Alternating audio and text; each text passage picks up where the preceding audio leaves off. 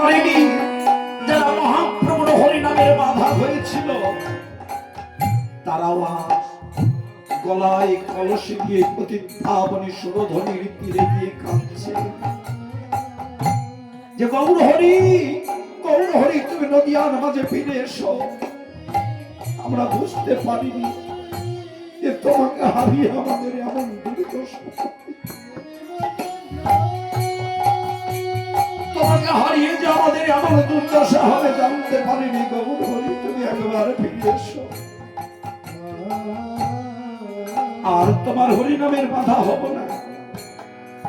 আর আমাদের জন্য তোমাকে কাঁদতে হবে না। গৌর হরি, যদি কাঁদতে হয় বলি আমরা জন্ম ধরে যতই অপরাধ করেছি, অপরাধ করেছি, যদি আমরা শতই অপরাধের অপরাধী হয়ে থাকি, যদি আমাদের প্রতি অভিমান করে গৌর তুমি নদিয়া ছাড়ো, তবে ফিরে এসো গৌর হরি, কথা দিচ্ছি। বলি আমাদের এছাড়া প্রাণে আর রাগিব না, রাগিব না। আমরা কি করব জানো? বলি আমরা সুরধ্বনিতে প্রাণ ত্যাগ করি, সুরধ্বনিতে প্রাণ ত্যাগ করিব, সুরধ্বনিতে প্রাণ ত্যাগ করিব। আমাদের এছাড়া প্রাণ রাগিব না, সুরধ্বনিতে প্রাণ ত্যাগ করিব, এছাড়া প্রাণ রাখিব না। আমরা এই বিরহ জ্বালা তৈরি সইতে নাগি, এছাড়া প্রাণ রাখিব না। আমাদের বিরহ জ্বালা সইতে নারী, এছাড়া প্রাণ রাখিব না। আমাদের বিরহ জ্বালা সইতে নারী, একবার কৃপা করো, এছাড়া প্রাণ রাখিব না। এছাড়া প্রাণ রাখিব না।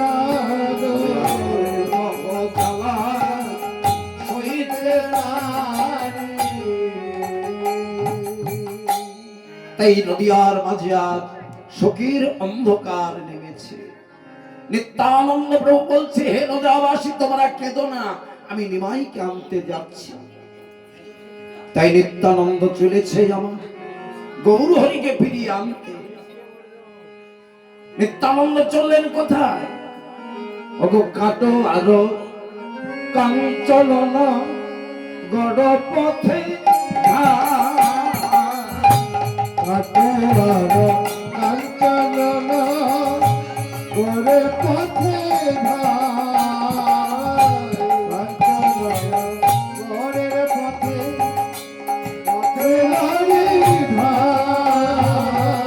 এই না পথ মাঝে যাবে দেখে তাহারে সুধা, পথ মাঝে যাবে দেখে তাহারে সুধা, পথ মাঝে তাহারে সুধা। যাকেই পথে মাঝে দেখতে পাই তাকে শোনা। প্রভু, এই পথে আমাদের গৌর হরি গেছে, তাকে তোমরা দেখেছো? তোমরা তাকে কি দেখেছো? বলছে, হ্যাঁ গো, দেখেছি। উন্মত্ত পাগলের মতো কৃষ্ণ কৃষ্ণ বলে একজন আজান লম্বিত ভুজ বিরাট পুরুষ গৌর বর্ণ, সে আমার কাঞ্চননগরে কাটোয়ার পথে গেছে। পথের মধ্যে যেতে যেতে শুনতে পেলে যে ভারতী গোসাইয়ের কানে, ভারতী গোসাইয়ের কাছে সন্ন্যাস মন্ত্র দীক্ষা দিয়েছে। নিত্যানন্দ প্রভু গেলেন যে ভারতী গোসাইয়ের চরণে প্রণাম করে বলছে, ভারতী গোসাই, আমাদের গৌর কোথায়? বলছে, তোমাদের গৌর তো আর গৌর নেই, তার যে নূতন জন্ম হয়েছে, জনম হয়েছে, তাকে গৌর বললে তো আর তাকে চেনা যাবে না, চেনা যাবে না। তার এখন নূতন নামকরণ হয়েছে শ্রীকৃষ্ণ চৈতন্য মহাপ্রভু। কোথায় আমার শ্রীকৃষ্ণ চৈতন্য মহাপ্রভু?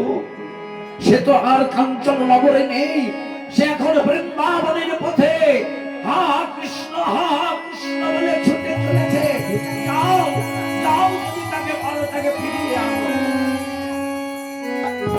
নিত্যানন্দ প্রভু ছুটে চলেছে আমার নিমাই নিমাই নিমাই বলতে বলতে, আর মহাপ্রভু ছুটে চলেছে, যাকে দেখে তাকে বলে ওগো বলতে পারো আর কত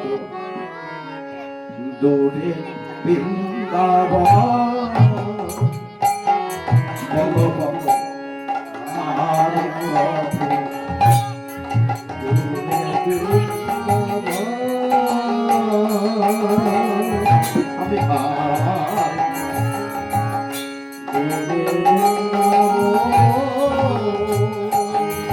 সেই যমুনার তীরে গেলি, যমুনার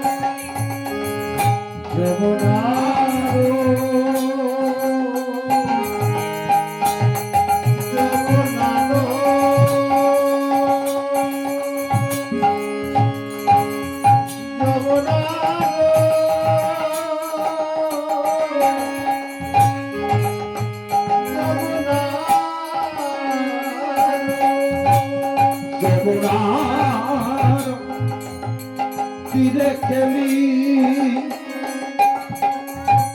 আমার সখাবানে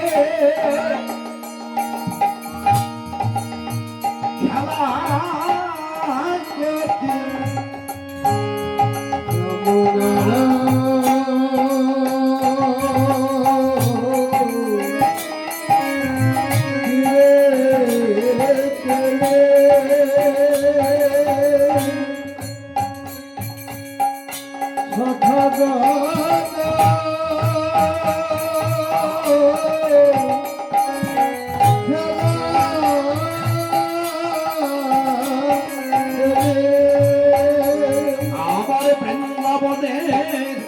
সেই রসমাধুরী, বৃন্দাবনে সেই রসমাধুরী, আমার বৃন্দাবনে রসমাধুরী, আমার বৃন্দাবনে সেই রসমাধুরী, আমার বড় সুখ সুখমা, বৃন্দাবনে সেই রসমাধুরী, বড় সুখ সুখমা,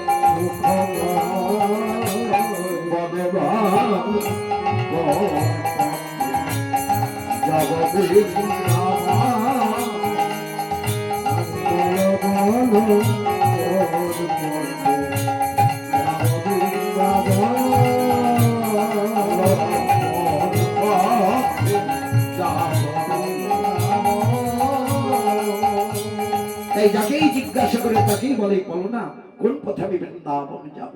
বৃন্দাবনে ভাবে ঘোরা পথেতে চলিল, পথেতে চলিল, আজি ঝাড়খণ্ডের বনে আসি, বনে আসি, যেন বৃন্দাবনে ভাবিল ভাবিল, আজি ঝাড়খণ্ডের পথে চলে যাচ্ছে আর গভীর অরণ্যকে দর্শন করে গৌরহরি ভাবছে, বলে এই তো সেই বৃন্দাবন, এই তো সেই বৃন্দাবন, আজি গভীর বনে প্রবেশ করে, এই তো সেই বৃন্দাবন, এত গভীর বনে প্রবেশ করে, এই তো সেই বৃন্দাবন। নিশ্চয় আমার এখানে সখাগণের দর্শন পাবো, কিন্তু সেই গভীর বনে কতগুলি রাখাল বালক তারা ধেনুবৎস চারণ করছে। সেই রাখাল বালকদেরকে দেখে আমার বৃন্দাবন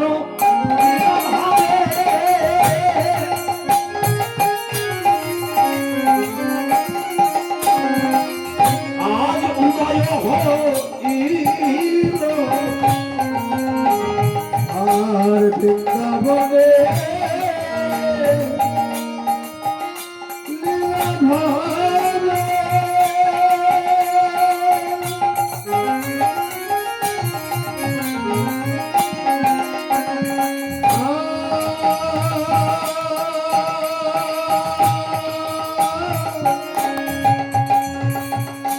লীলাধারা আমার প্রেমাবেশে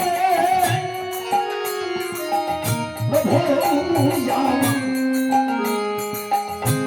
গমন করিল।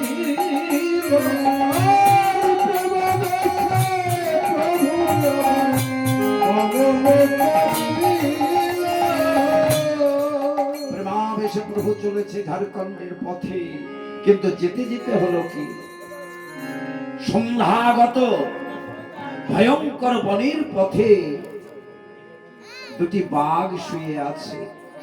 আর মহাপ্রভু প্রেমের আবেশে ছুটে যেতে যেতে সেই বাঘের গায়ে পা দিয়ে আছাড় খেয়ে পড়লেন বাঘের গায়ের ওপরে।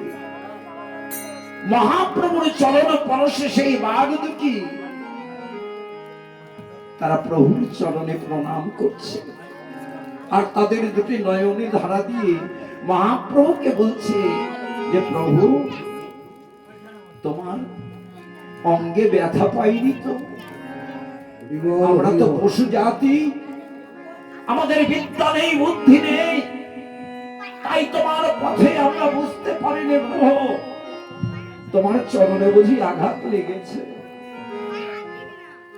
গৌরহরি সেই বাঘ দুটিকে হৃদয়ে ধরেছে, হৃদয়ে ধরে বলছে, ওরে তোদের তো কোনো দোষ নেই, আমি তো উন্মাদের মতো চলেছি, তাই আমার চরণের আঘাত তোদের অঙ্গে লাগেনি তো?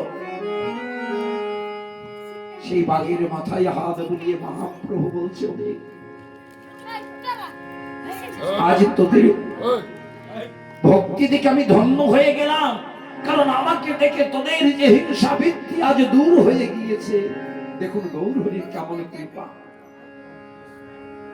আজ বনের পশু বাঘ সে হিংসা ভুলে গিয়ে প্রভুর চরণে কাঁদছে, আর মহাপ্রভু সে বাঘের কানে নাম দিয়ে বলছে, যা আজ তোদের পশু জন্ম তোদের ধন্য হলো, তোরা হিংসা বৃত্তি ভুলে গিয়ে তোরা বনের মাঝে গিয়ে থাক, আর এই জন্মে আর তোদের আর পশু জন্ম পেতে হবে না, আজ থেকে তোরা উদ্ধার হয়ে যাবি। দেখতে দেখতে প্রভাত কাল, এমন সময় এক বৃক্ষতলে বসে মহাপ্রভু বিশ্রাম করছেন, আর নিত্যানন্দ প্রভু খুঁজতে খুঁজতে সেই বনের মধ্যে এসে দেখছে নিমাই অচৈতন্য হয়ে নিদ্রায় রয়েছে এক বৃক্ষতলে। দেখতে দেখতে প্রভাত কাল যখন বনের মধ্যে কতগুলি বালক তারা ধেনু বৎস চড়াতে এসেছে, এক ছেলে বলছে, ওই দেখ এক সাধু, দেখ ওই দেখ গাছ তলায় শুয়ে আছে, চল না একবার দেখি। সেই ছোট্ট বালকগণ মহাপ্রভুকে কাছে গিয়ে যখন গিয়েছে, আর বালকগুলিকে দেখে আজ মহাপ্রভুর আনন্দ ধরে না, ধরে না, আনন্দ ধরে না, আনন্দ ধরে না। সেই বালকগণে দর্শন করে দর্শন করে আজ বালকগণে দর্শন করে ধরে না, অনেক বলে দর্শন করে ধরে না। তোর মহাপ্রভু আদর করে সকলে সেই বালকগণকে বলছে, আই না তোরা আমার সঙ্গে খেলা করবি। তিনি বালকেরই স্বভাবে বলছে, তোরা আমার সঙ্গে খেলা খেলবি? বলছে, তুমি এত বড় মানুষ আর তোমার সঙ্গে আমরা খেলা খেলবো? আমরা ছোট ছেলে, আমরা বালক, আমাদের সঙ্গে তুমি কি খেলবে? শোন, আমি আজ তোদের সঙ্গে এমন একটা খেলা খেলবো তোরা কোনোদিন খেলিসনি। সত্যি তুমি আমাদের সঙ্গে খেলবে? না তো হ্যাঁ। কি খেলা খেলবে? আয় তোরা আমার কাছে আয়, একটা কাজ করতো, তোরা আমার সঙ্গে হাতে তালি দিত, একবার করতালি দে। হাতে করতালি দিয়া কটে কৃষ্ণ নাম, হাতে করতালি দিয়া হরে কৃষ্ণ নাম, হাতে করতালি দিয়া হরে কৃষ্ণ নাম। আজি প্রেমানন্দ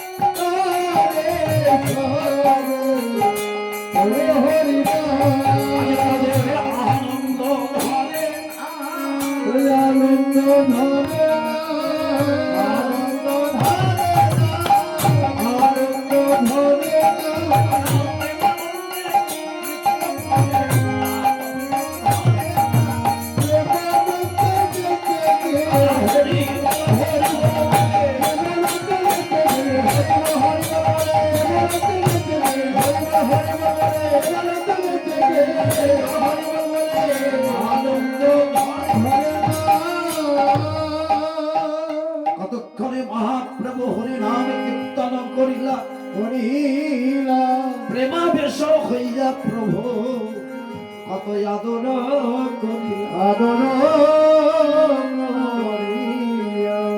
সব ছোট ছোট বালককে মহাপ্রভু আদর করে হৃদয় ধরে বলছে, যা আজ থেকে তোদের কৃষ্ণ কৃপা লাভ হলো। বালকগণের সঙ্গে মহাপ্রভু আনন্দ করছেন, আর একদিকে নিত্যানন্দ প্রভু গাছের আড়ালে দাঁড়িয়ে দেখছে যে আমার মহাপ্রভু কি করে। এমন সময় ছোট্ট ছোট্ট বালকগণ মহাপ্রভুর কাছে বসে আছে, আর নিত্যানন্দ প্রভু একটি বালককে ডাকছে, শোন শোন শোন, শুনে যা।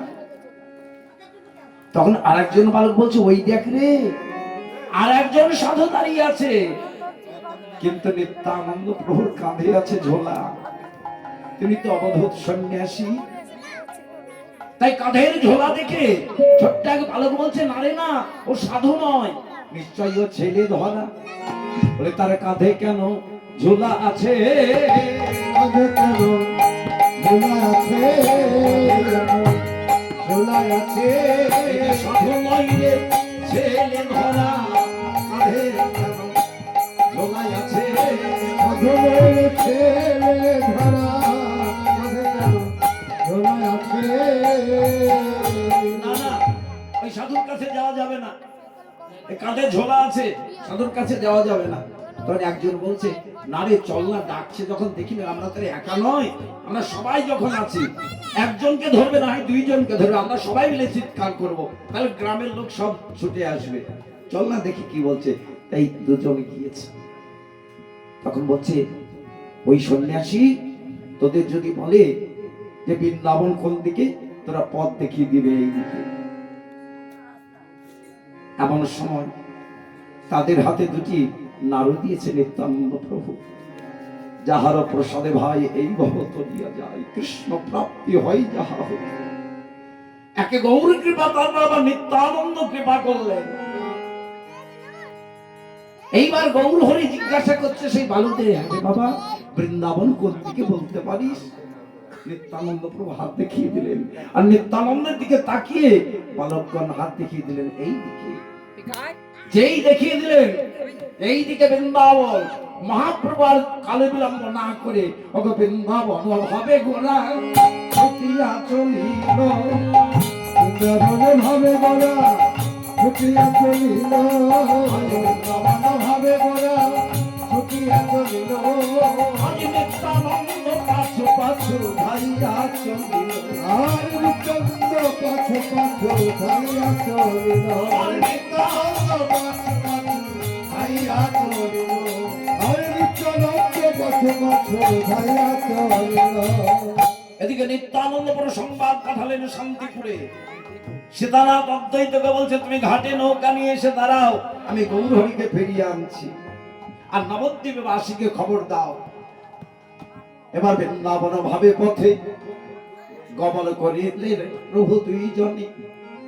আজ শান্তিপুরের ফুলিয়ায়, আজ দিলের দর্শনে, দর্শনে ফুলিয়ার ঘাটে মহাপ্রভু এসে দাঁড়িয়েছেন, নিত্যানন্দ প্রভু দূর থেকে দাঁড়িয়েছেন, আর গৌরহরি ডাকছে, ও মাঝি ভাই, ও মাঝি ভাই, আমাকে এই যমুনাটা পার করে দাও না।